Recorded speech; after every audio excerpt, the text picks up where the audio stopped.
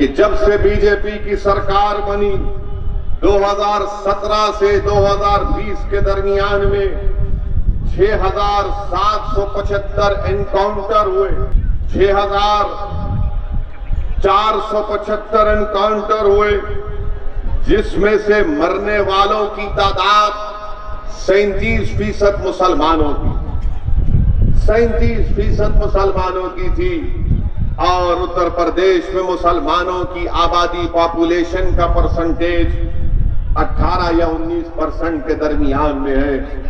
آخر یہ ظلم کیوں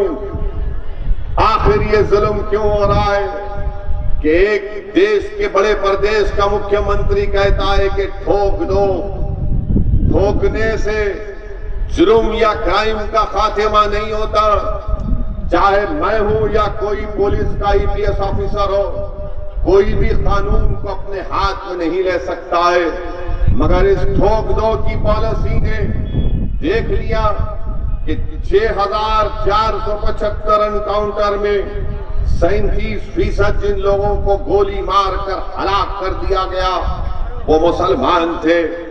بتائیے میرے عزیز دوستوں اور بزرگوں، کیا یہ حکومت سمویدھان کے تحت کام کر رہی ہے؟